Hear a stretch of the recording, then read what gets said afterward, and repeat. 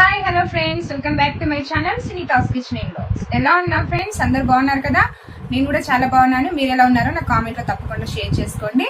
And మన ఛానల్లో 3 days నుండి క్లీనింగ్ వీడియోసే వస్తున్నాయి కదా. సేమ్ ఈరోజు కూడా రొటీన్ అండి.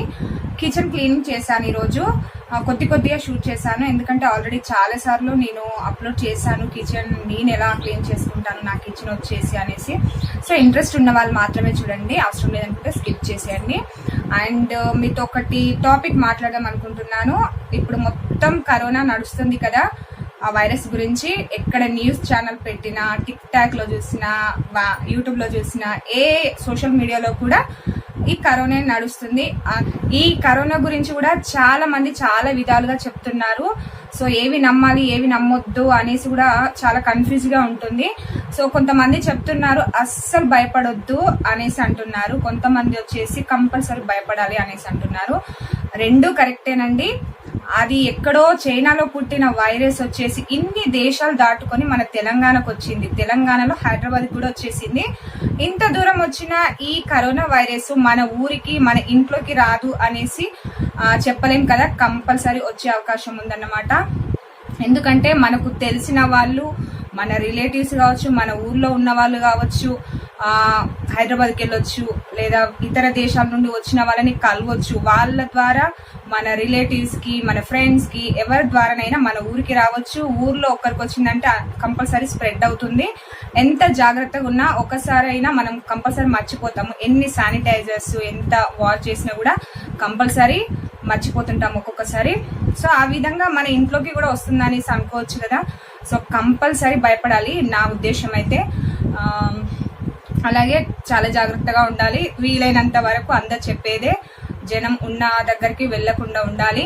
అలాగే ఎప్పుడు హ్యాండ్ వాష్ చేస్తూ ఉండాలి. ఒక 20 seconds వరకైనా చేతుల వరకు హ్యాండ్ వాష్ చేసుకోవాలి. చూస్తున్నారు కదా న్యూస్ ఛానల్లో స్లోగా ఈ దేవస్థానాలు, ఎప్పుడు పూజలు చేసే దేవస్థానాలు కూడా క్లోజ్ చేసేస్తున్నారు.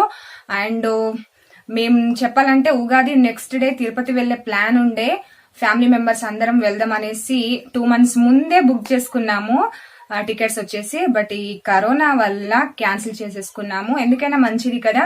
సో అంతటా వచ్చేస్తుంది. ఇప్పుడు ట్రైన్ జర్నీ అంటే ఇంకా చాలా మంది ఉంటారు, ఫుల్ పబ్లిక్ ఉండే ఏరియా. అలాగే ట్రైన్ అంటే ఎక్కడెక్కడ నుండో వస్తూ ఉంటారు, ఎవరిని నమ్మలేం కదా. సో చేతులు కాలినాక ఆకులు పట్టుకోవడం కంటే ఇప్పుడు ముందు జాగ్రత్తగా ఉండడం బెటరు. పోతే మనీ కట్ అవుతాయి. సో ఇప్పుడు కాకపోతే తర్వాత అయినా సంపాదించుకోవచ్చు. ఫస్ట్ మనం కేర్ఫుల్ గా ఉండాలనేసి నేను అనుకుంటున్నాను. సో ఇది షేర్ చేసుకోవాలనుకున్నాను మీతో. బోరింగ్ గా ఉంటే సారీ ఫ్రెండ్స్, ఓకేనా? ఇప్పుడు లేచేయకుండా వీడియోలోకి వెళ్ళిపోదాము. వెళ్లే ముందు ఒక చిన్న రిక్వెస్ట్, ఎవరైనా నా ఛానల్ కి కొత్తగా వచ్చినట్లయితే మర్చిపోకుండా సబ్స్క్రైబ్ చేయండి. సబ్స్క్రైబ్ చేసిన వెంటనే పక్కన బెల్ ఐకాన్ వస్తుంది. సో దాన్ని కూడా ట్యాప్ చేసినట్లయితే నేను పెట్టే వీడియోస్ మీరు మిస్ కాకుండా చూసేస్తారు. ఇప్పుడు లేచేయకుండా వీడియోలోకి వెళ్ళిపోదాం. ఓకే ఫ్రెండ్స్, మార్నింగ్ అయితే నేను వచ్చేసి పప్పు టమాటా కర్రీ చేశాను. సో చాలామంది కుక్కర్లో వేసి చేస్తారు కదా, నేను కూడా అలాగే చేస్తాను. బట్ ఒక్కొక్కసారి ఈ విధంగా కూడా చేసుకోవచ్చు. సో చూసేయండి. అండ్ చెప్పాను కదా, కరోనా గురించి ఎంత భయపడితే అంత జాగ్రత్తగా ఉంటామండి. రాదు, మన దగ్గరికి ఏం రాదు అనేసి అనుకుంటే నెగ్లెక్ట్ చేస్తాము. సో అది వచ్చిన తర్వాత మనం ఏం చేయలేం కదా. సో అదే చెప్పాలనుకున్నాను.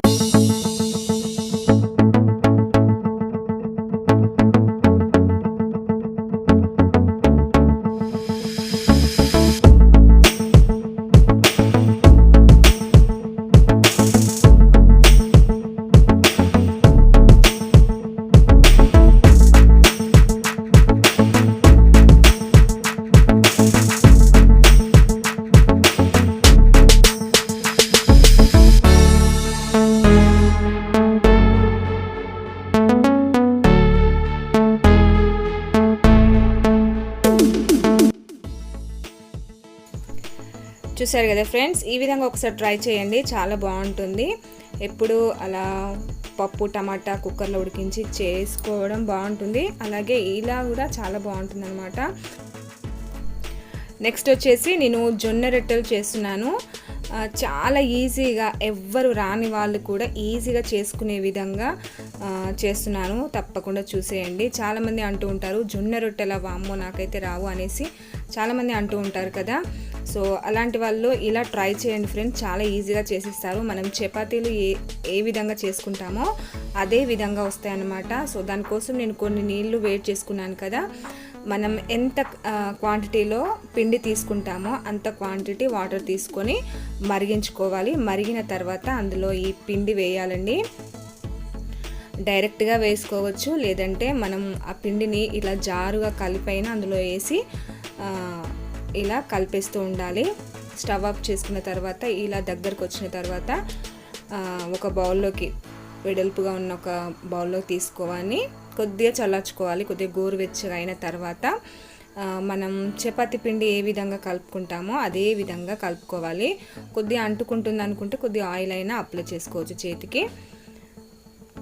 సో ఇదైతే కొద్దిగా గోరువెచ్చగా ఉంది, బట్ కాలుతుంది. కొద్దిగా జాగ్రత్త చూసుకొని బాగా కలుపుకోవాలి ఫ్రెండ్స్. సేమ్ చపాతీ పిండిలాగా అవుతుంది ఈ పిండి వచ్చేసి. అండ్ నేను ఈ జొన్న పిండి వచ్చేసి ఈ పచ్చ జొన్నలు అంటాం కదా, ఎల్లో కలర్లో ఉంటాయి, ఆ జొన్నలండి మా అయితే. ఇంకా తెల్ల జొన్నలు చాలామంది యూజ్ చేస్తూ ఉంటారు కదా, వాటితో అయితే ఇంకా చాలా బాగా వస్తాయి.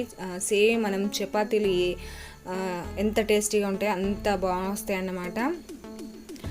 ఎవరు చూసినా చపాతీలా లేదా జొన్న రొట్టెలా అనేసి కనిపెట్టలేరు అన్నమాట. అండ్ నెక్స్ట్ వచ్చేసి నేను చపాతీలు ఏ విధంగా చేస్తానో అదే విధంగా కొద్దిగా పొడిపిండి వేసుకొని కర్రతో చేసేస్తాను. చూసేయండి ఎంత బాగుస్తాయో. మనం జొన్న రొట్టెలు అయితే చేతితో తాలుస్తాం కదా, ఇదే అయితే కర్రతో తాల్చుకోవచ్చు. అండ్ మరీ గట్టిగా ప్రెస్ చేయొద్దు, కొద్దిగా లైట్గా ప్రెస్ చేస్తే మనకు రౌండ్గా వచ్చేస్తాయి, చాలా బాగా వస్తాయి.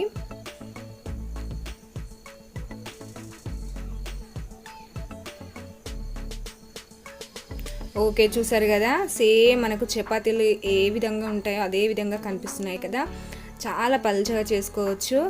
ఇదైతే చాలా ఈజీ కదా ఫ్రెండ్స్. జొన్న రొట్టెలు ఇలా చేతితో కొట్టాలంటే చాలామందికి ఇబ్బంది అవుతుంది, చాలామందికి కూడా రాదు. సో ఈ విధంగా అయితే ఈజీగా చేసుకోవచ్చు కదా. ఒక్కసారి ట్రై చేయండి ఫ్రెండ్స్, మీరు కూడా రాని వాళ్ళు. ఓకేనా. ఒకటి ఏంటంటే మనం పిండి వాటర్లో వేస్తాం కదా, మరుగుతున్న వాటర్లో, అప్పుడు ఉండలు కట్టకుండా జాగ్రత్తగా కలుపుకోవాలండి. సో అస్సలు ఉండలు రావద్దు. అలాగే తర్వాత మనం పిండి కొద్దిగా చల్లారిన తర్వాత కలుపుతాం కదా చేతితో, బాగా మనం చాలా స్మూత్గా కలపాలన్నమాట, ఎక్కడ ఉండలు రాకుండా. ఎంత బాగా కలిపితే అంత బాగా మనకు పిండి అనేది సేమ్ మనకు గోధుమ పిండి ఎలాగైతే ఉంటుందో ఆ విధంగా తయారవుతుంది పిండి వచ్చేసి. సో ఇప్పుడు నెక్స్ట్ కాల్ చేస్తున్నాను, చూసేయండి. మనకు చపాతీలు కూడా అంత సూపర్గా పొంగవు, బట్ ఇవి చూడండి ఎంత బాగా పొంగుతాయో.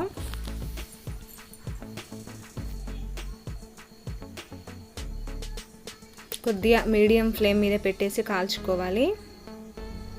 వావ్, చూసారు కదా ఎంత బాగా వస్తుందో. ఇలా పొంగుతాయండి. మీరు ఒకసారి ఇలా చేశారంటే చపాతీల కంటే ఇవే ఈజీ అనేసి అంటారు.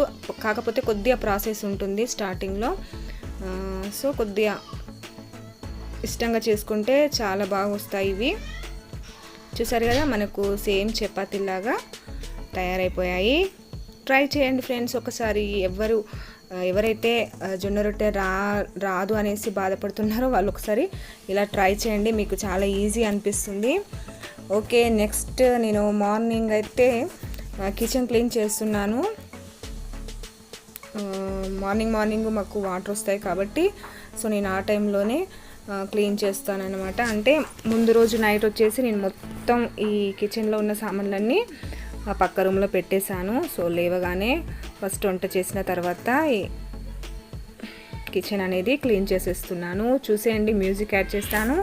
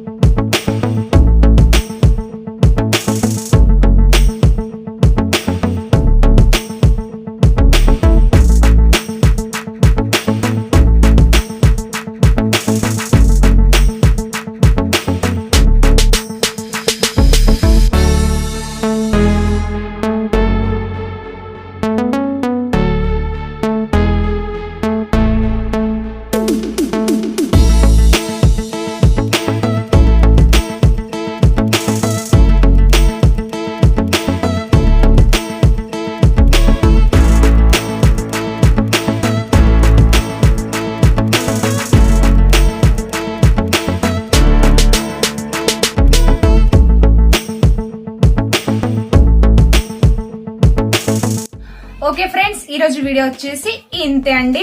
ఎలా ఉంది అనేసి కామెంట్ లో తప్పకుండా షేర్ చేసుకోండి. నచ్చినట్లయితే లైక్ చేయండి, షేర్ చేయండి, మీ వాల్యుబుల్ కామెంట్ ని నాకు ఫీడ్బ్యాక్ ఇచ్చేయండి. అలాగే నా ఛానల్ ఇంకా సబ్స్క్రైబ్ చేసుకోకపోతే సబ్స్క్రైబ్ చేసి పక్కన బెల్ ఐకాన్ ని ట్యాప్ చేయండి. Thank you so much for watching. Bye friends, next వీడియోతో మళ్ళీ వచ్చేస్తాను. బాయ్.